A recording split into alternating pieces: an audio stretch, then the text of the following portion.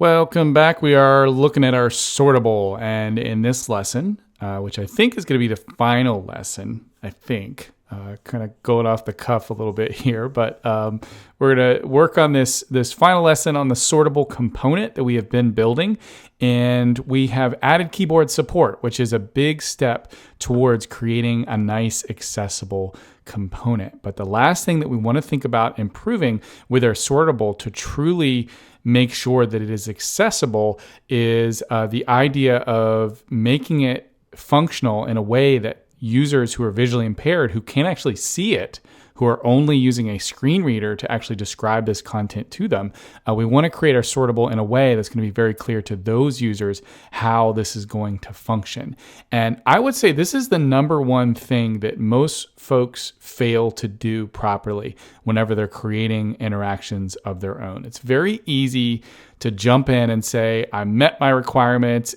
It has all the ARIA attributes it needs. It has keyboard functionality.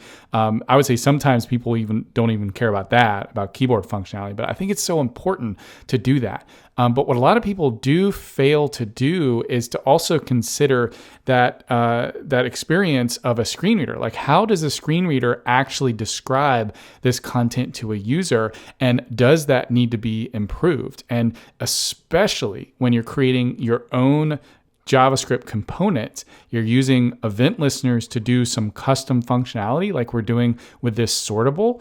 Especially in those cases, I think it can be really, really difficult for a screen reader to understand what is going on in your application. Like, a screen reader has no idea what a sortable is. That's not a native HTML element that it can just tell users who are visually impaired, who can't see the screen at all.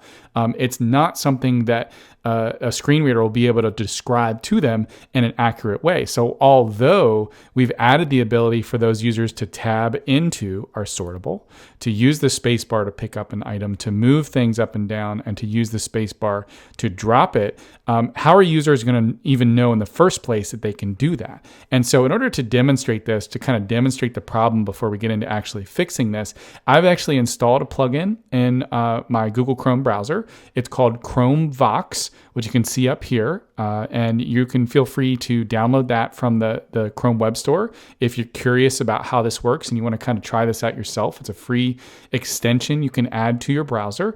And basically you can set it up to have a sort of a ChromeVox modifier key, which I've set up to my Alt key on my keyboard. And I can essentially use my web application that I've built in the same way that a visually impaired user will utilize it. So I'm going to limit myself to only using the screen reader to kind of understand how this application is going to work. And you'll notice whenever I activate ChromeVox and we kind of have it describe this sortable to us, you'll notice the initial issue. So let's go ahead and I'm going to enable it now, and you'll kind of hear the robot voice, and we'll kind of tab through this and use it as a visually impaired user would.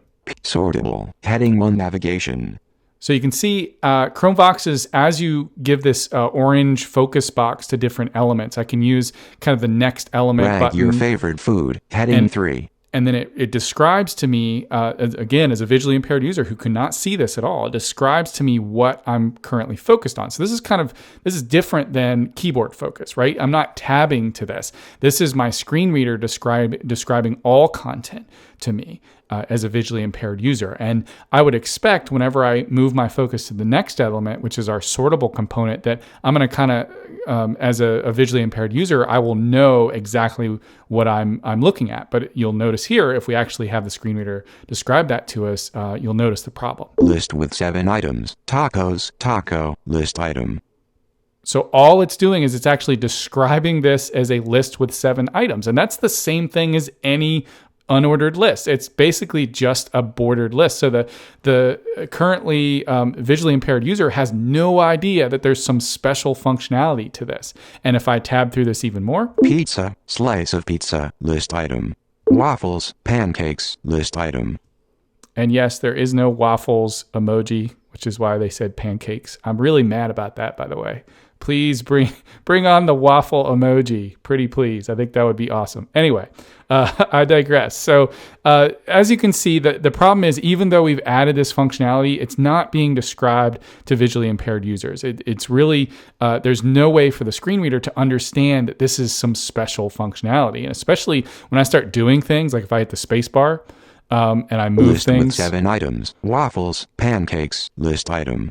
It did not tell me that I moved it. It did not tell me that I picked it up or I dropped it. And that's a big issue because those are the sort of things that visually impaired users need to know in order to use this without seeing it. And right now, the only way to tell if I've picked something up or dropped it is by looking at it. And if you're a visually impaired user, that's not an option. So what we're going to have to do is we're going to create some sort of assistive descriptions that are going to help visually impaired users sort of understand what it is that they're working with. So first of all, what we're going to do is let's... Waffles, pancakes. ChromeVox is now inactive. Let me disable that first so they're not yelling at us the whole time in that robot voice that is delightful.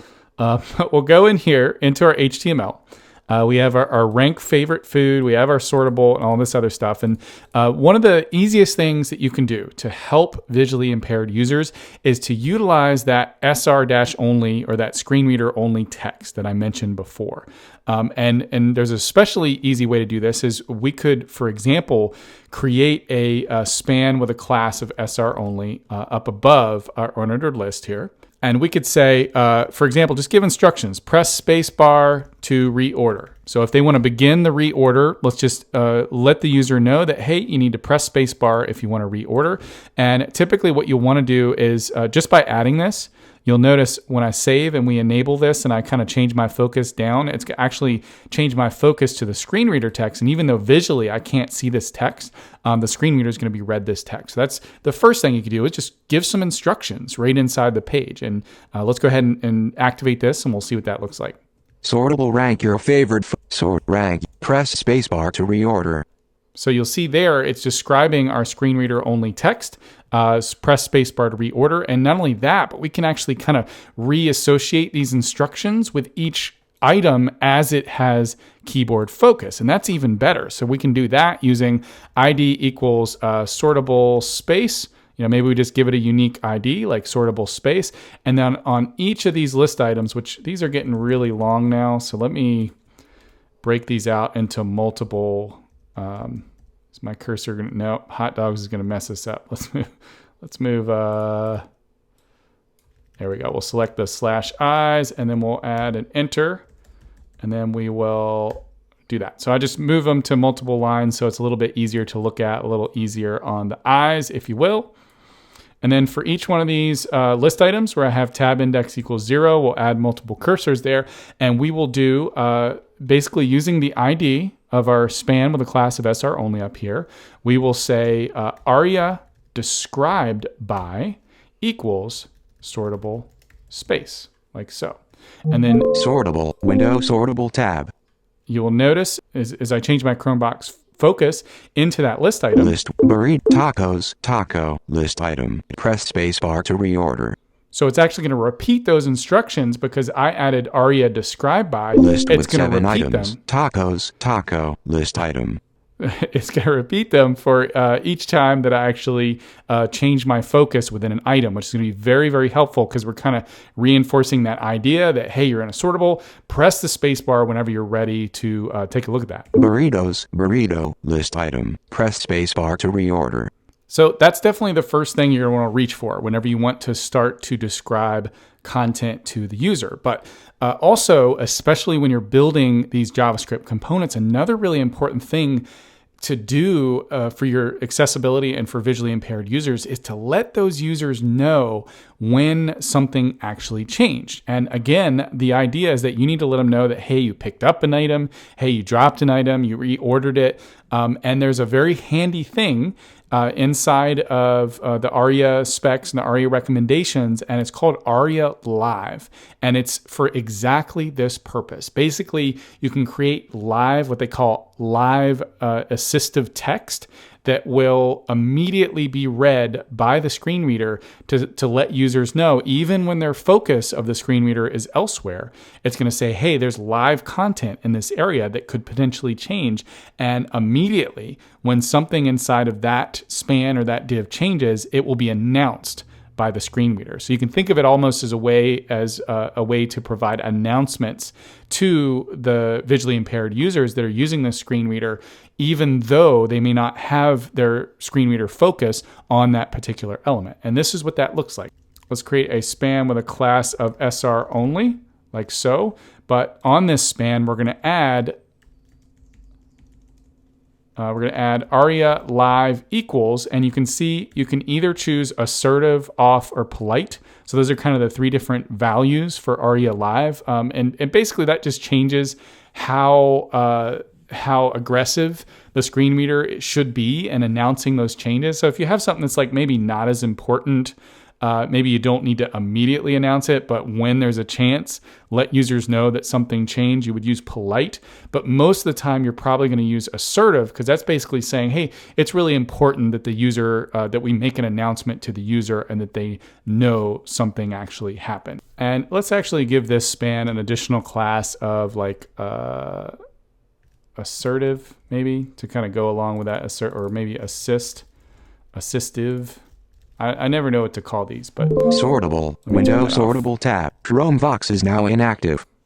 Had to turn that off because every time I hit save, it's going to re-announce that stuff. But anyway, so we have our span. We created our assertive text, and typically you're going to leave this empty. But what we can do is using JavaScript, when something changes, we can go and find this span and we can stick some text in it. And the screen reader is going to detect that ARIA live assertive content has changed, and it's then going to announce that to a user.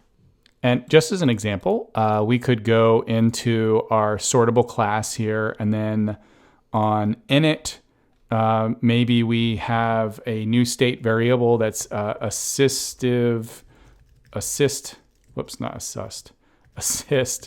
text is going to initially equal null. And that's going to be a new state variable that we're kind of saving. We're going to save a reference to our assistive text here. Let's actually, for the sake of consistency, let's call that assistive text.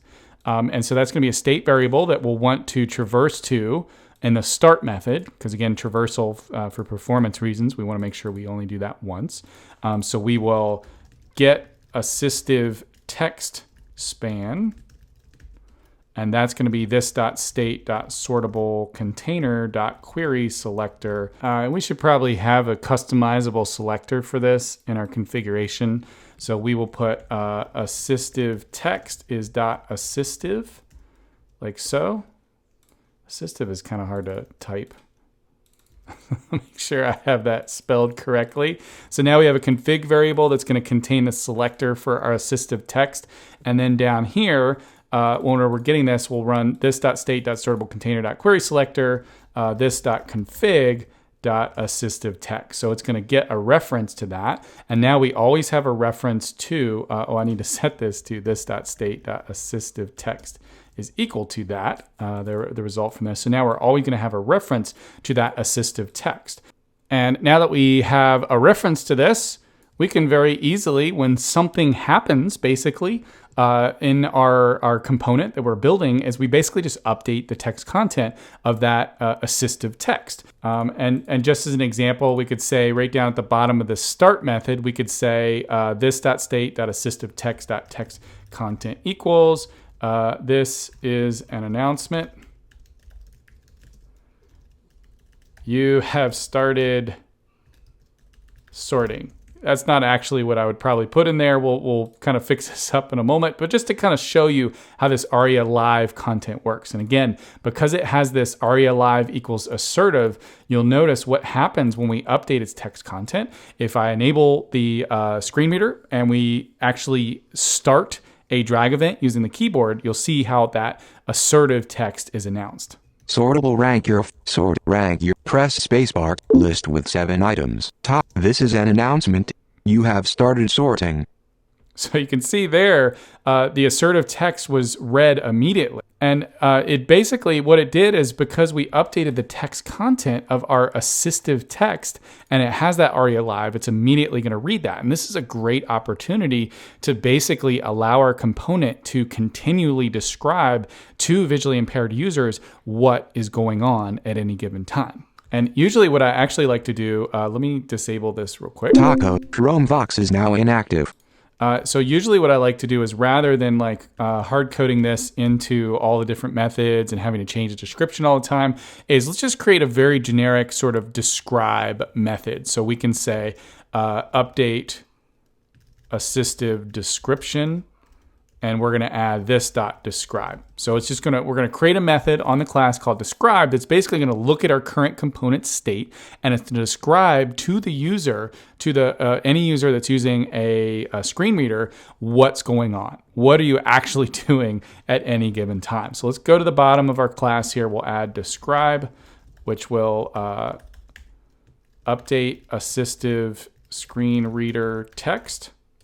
And that's going to return void.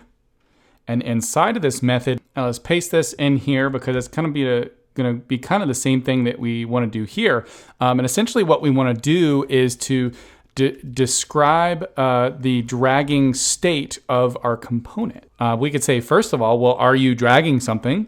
So if this.state.dragging element is falsy, then we are not dragging.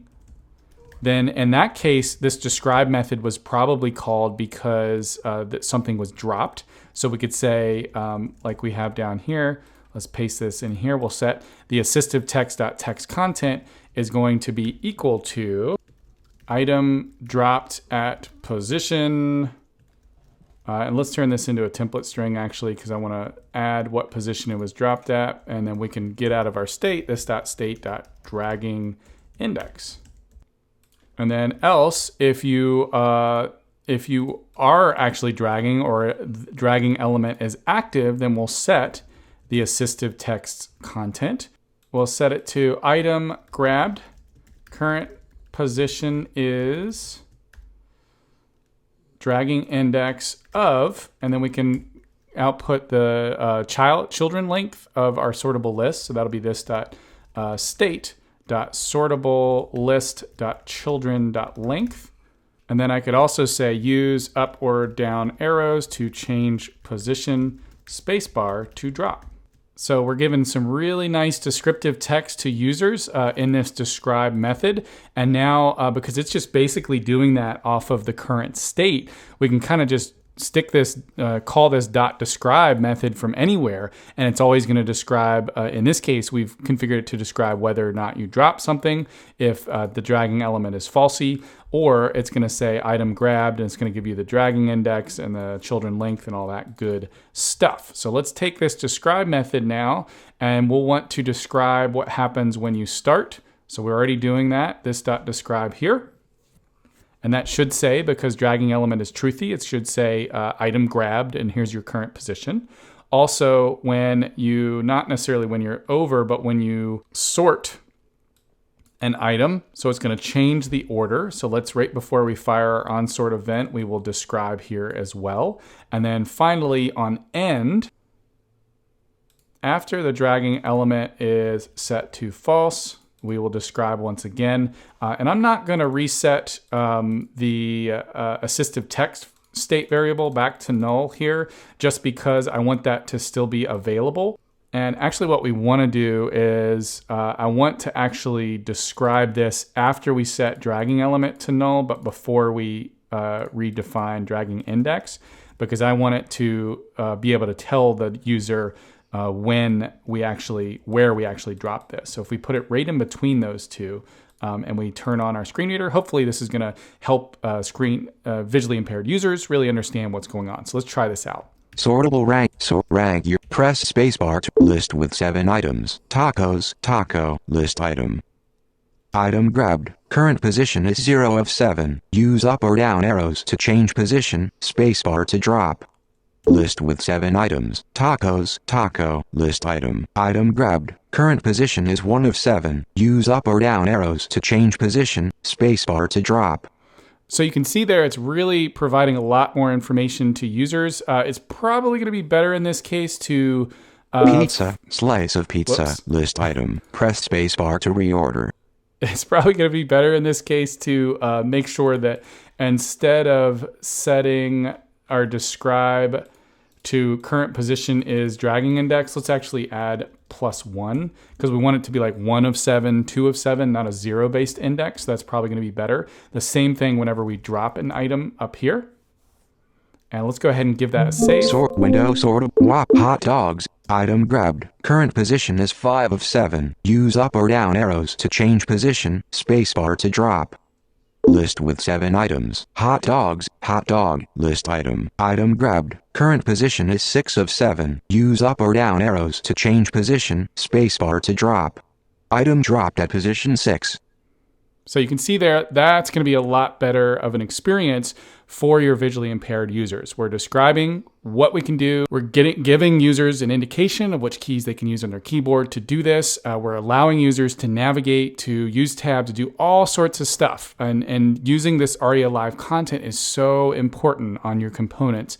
When you're creating custom functionality that's not native to the browser to allow those users to kind of understand these more complex components. If you're doing something simple like a drop-down menu, there are ARIA attributes that allow screen readers to understand what's going on there, right? Because you're toggling the visibility of something on and off, and inherently, I think screen readers are pretty good at doing that. They sort of understand that when something's invisible, it can't describe it, and so it's not going to read all the items in a menu until the user like toggles the menu on.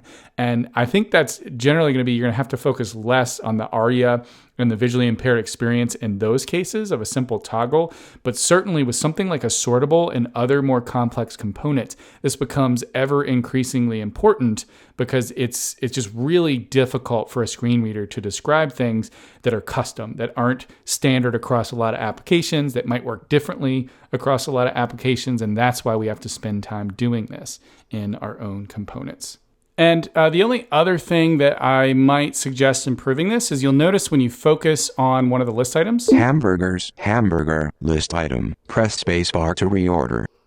So you'll notice it said hamburgers, hamburger. It kind of repeated that, and that's because it is trying to describe the emoji, which I didn't actually know how screen readers handle that until now. But that's actually pretty cool. It describes what is in the emoji. But the reason why it's saying it twice is because we have the word hamburgers and then kind of a visual decoration or the emoji. So it's saying hamburgers, hamburger, because it doesn't know that we're actually just kind of reinforcing the word in this case. So you could potentially just remove that and make this faster for screen readers by going into your HTML and just adding a span class equals SR only around the emoji itself. So on each of these lines where we have a icon, we will go to the end and do span class, and we will cut and do span.sr only and paste that in. Or sorry, not SR only. We actually want span ARIA hidden equals true, the opposite of SR only, right? We want to hide this from screen readers because we already have a good label in there in this case. So when we save that. Window sortable tab. Press space. List with 7 items. Tacos. List item. So you can see that's going to be a much shorter description for users. They won't have to hear that label twice, which I think is preferable. So always think about those labels. Think about ways that you can speed up this interaction. And actually, in a lot of cases where I've seen visually impaired users interact with sites, they turn the speed like way up, and they want to listen to this as fast as possible because it can take time to listen to all these instructions. So be brief, be fast, and sort of just consider the time of visually impaired users. That would be kind of my final tip to make this a really accessible and a really enjoyable experience for users of all kinds. And I think that's going to do it for our sortable. We have really gone the gamut here with the sortable and learning all kinds of new stuff. We introduced drag and drop. We have all of the global listeners and key down listeners that we had before. We have introduced this idea of more complex state. and passing that around within the methods inside of our instances of our class. And finally, we did quite a bit with ARIA and visually impaired users and accessibility. And I think this has turned out to be a really, really good component and a very good example of how most of your components are going to end up being. You have to consider all these different elements, keyboard support, regular pointer event support and listeners, as well as visually impaired and accessibility and screen reader support using the ARIA attributes for all of your different content and your different functionality that your components may actually yield to the users who are going to interact with them. So I hope you enjoyed this. I hope it was fun building the sortable. Certainly take the time to play around with it, add some more customization, add some more configurability to your own sortable if you'd like additional practice. And then when you're ready, let's move on to the next lesson where we'll start a new component. Thank you for building an accessible web. Peace out, Rainbow Trout.